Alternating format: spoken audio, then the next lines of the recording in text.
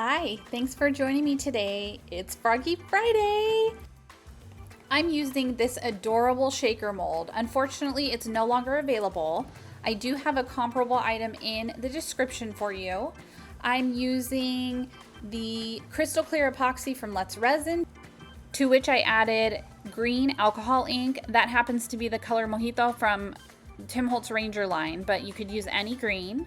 I have light green fine glitter in there, and neon green glitter from Glitter Heart Co. in the color Tink. Use my code on the screen to save 10% on your order from Glitter Heart Co.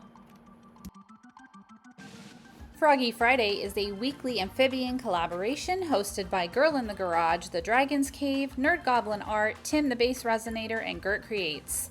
As usual, playlist is in the description. Please go watch the other videos when you're done with mine.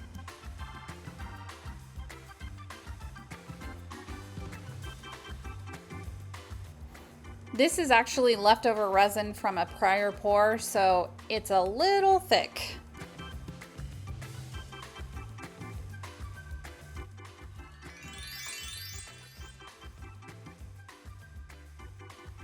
I originally got this mold to make a pin for my daughter to take to Disneyland with her.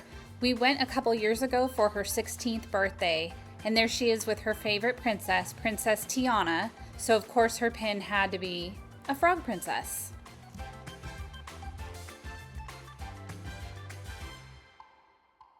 I almost didn't have enough resin. I was worried.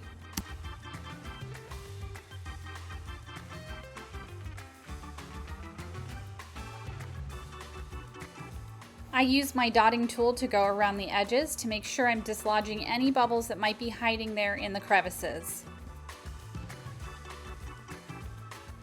I could not find the footage of myself demolding, so here it is. And the mold has some indentations, almost like etched parts, and it's the details of the frog.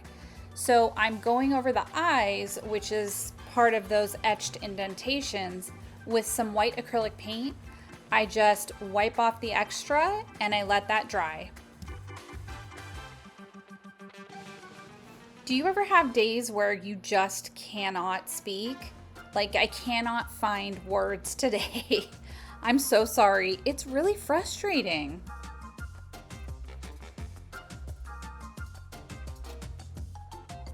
Some of the more stubborn areas need a little extra help, so I am using a wet wipe there.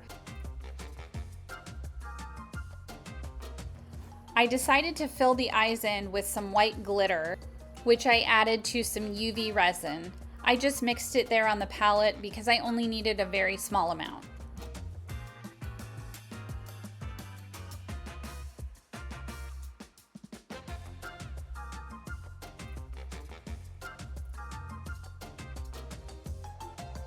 I spent about 3 years trying to get this into the eye area and not cover the little raised reflective dots in the eyes.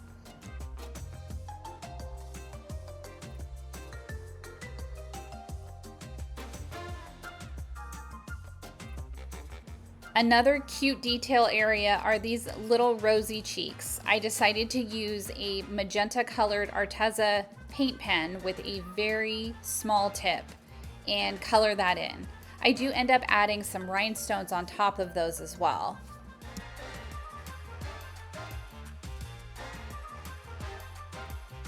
For the detail parts that show the legs and the feet, I decided to just use a darker green than the shaker itself. I think it turned out really nice.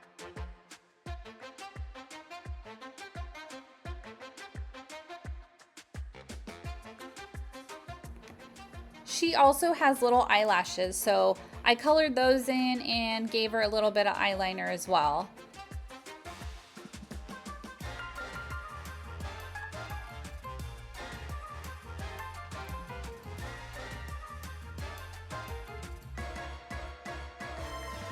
I color in any remaining indented areas with that dark green.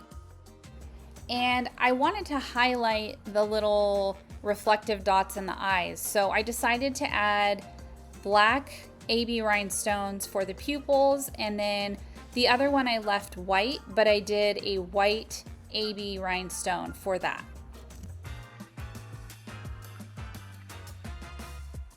And now it's time for the shaker bits. I end up using more of that confetti mixture, and I also use these little resin bubbles. These are teeny tiny diamond shaped crystals. I also added some rhinestones to the shaker center. I love it.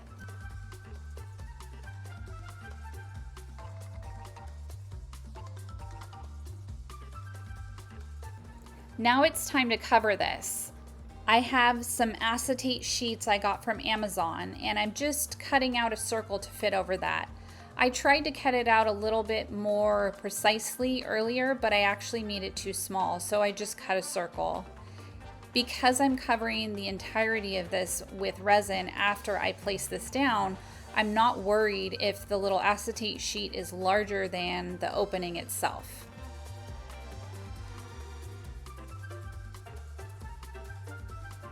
Now it's time for the flood coat, and I use this little silicone spatula tool to drag it out to the edges, and I tried to avoid the rhinestones as much as possible, but it sort of just flowed into there anyhow, but it worked out okay in the end.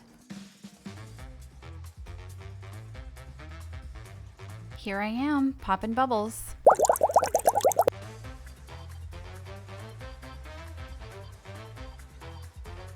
I drilled a little hole, and I'm using these screw-in eye hooks, which I secure with some UV resin.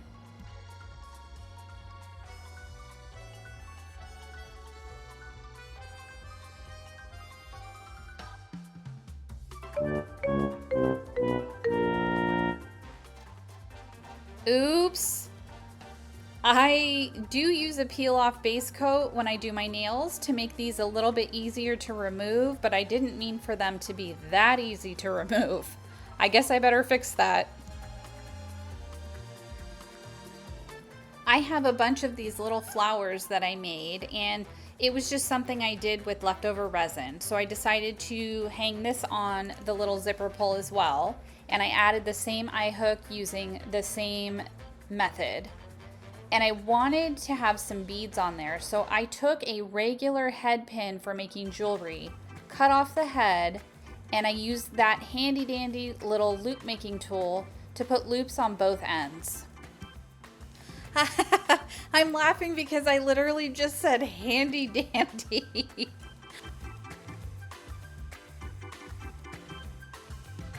Hey look, it's my hair.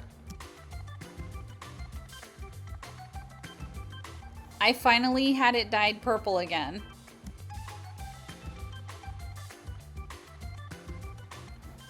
I put some seed beads on there, and now I'm making the loop at the other end of those so that I can hang it off of the eye hook on the frog.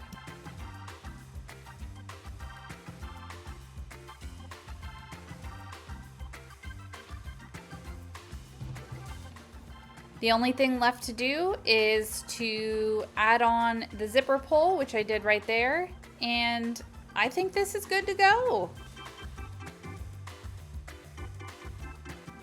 This froggy turned out so darn cute. I really love this. I thought about giving this to my daughter, but I think I might actually keep it. And that sparkle from the glitter is amazing. Of course I had to add glitter to it. Glitter is life.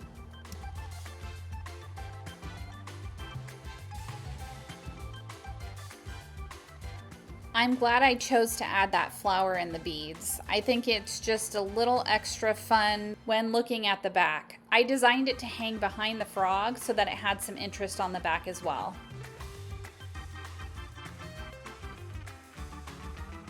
This is just so cute. I love this frog shaker. You could add liquid to this if you want, but I chose to just keep it dry. I still think it moves nicely. And there it is on my purse. Sorry, Emma.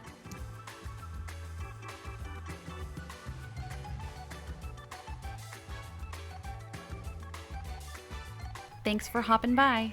I'll see you soon.